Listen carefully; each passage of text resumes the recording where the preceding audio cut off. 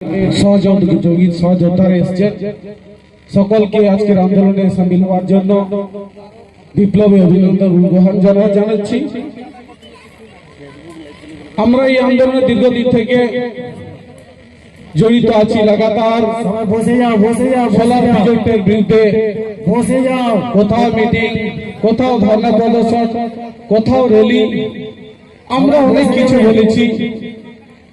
নতুন করে বিশেষ কিছু বলার নয়।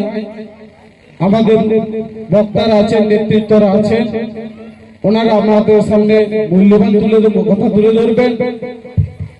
আজকের যে আমাদের সভা আক্রোশ র্যালিটা, বিশেষ করে আমরা বলবো কম্বাইন্ড বিল্ডিং এর সামনে আমরা সভা করতে বসে আছি। আজকের সভার জন্য যে বাস্তুহারা সংগ্রাম সমিতির পক্ষ থেকে সভার যে অনুমতি নেওয়া হয়েছে, সেই অনুমতির চিঠিতে লেখাও রয়েছে প্রয়োজন হলে আমরা কম্বাইন্ড বিল্ডিং কে গেটকেও আমরা জাম করব। আমাদের সঠিক নির্ণয় হবে যে আজকে এই কম্বাইন্ড বিল্ডিং যে গেটের সামনে আমাদের পুলিশ প্রশাসনরা দাঁড়িয়ে আছে, এটাকে আমরা আজকে জাম করব না গেটটাকে খুলে দেব। না, আজকে আমরা গেটটাকে হুড়কা জাম দিয়ে ডিবিসির জামটাকে একবার টাইট করে দেব। ডিবিসি একটা কথা মনে রাখবেন, আপনাদের এই গেটের সামনে গত 12ই নভেম্বর থেকে লাগাতার ধর্ণা প্রদর্শন চলছে, গণতান্ত্রিক ভাবে আন্দোলন চলছে। এত ঠান্ডা শীত অতিক্রম করেও আমাদের ধর্ণা প্রদর্শন চলছে, কিন্তু এখানকার ডিবিসি ম্যানেজমেন্ট, ডিবিসির অফিসাররা এই আন্দোলনকে তামাশা মনে করেছে।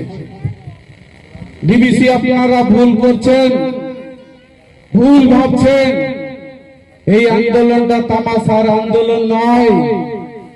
এই আন্দোলন একদিন চরম আগুনে পৌঁছে যাবে যদি সোলার প্রজেক্টটাকে যদি বাতিল না করা হয়। বাতিল না হলে থেকে বৃহত্তর আন্দোলন চলবে। আজ তো শান্তি আন্দোলন চলছে।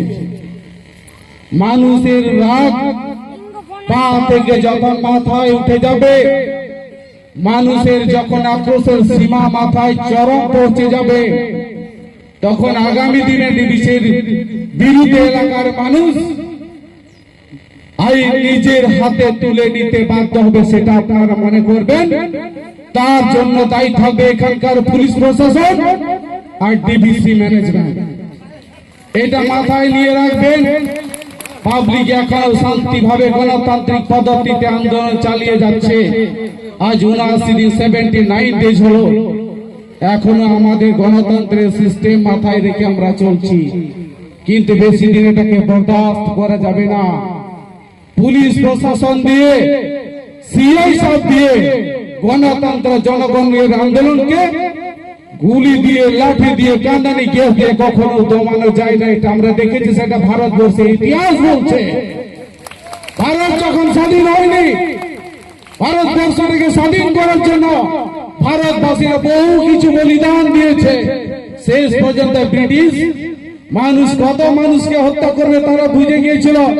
আর মানুষকে হত্যা করা যাবে না, ভারতবর্ষকে ছেড়ে আমাদেরকে যেতে হবে। শেষ পর্যন্ত ব্রিটিশরা ভারতবর্ষকে ছেড়ে যেতে বাধ্য হয়েছিল। কিন্তু এটাও ডিবিসি আপনারা মনে রাখবেন, মানুষ এই গণতন্ত্রের উপর বিশ্বাস আছে, গণতন্ত্রের মাধ্যমে আন্দোলন করছে। আগামী দিনে আপনারা যদি সীমা ছাড়িয়ে যান, এলাকার মানুষ নিজের হাতে আইন তুলে নেবে। আর যতক্ষণ আপনারা প্রজেক্ট বাতিল না হবে, ততক্ষণ এই এলাকার মানুষ সজাগ আছে এবং প্রতিবাদ চালিয়ে যাবে। আপনারা প্রতিবাদ করবেন তো? আপনারা কি সোলার প্রজেক্ট হতে দেবেন?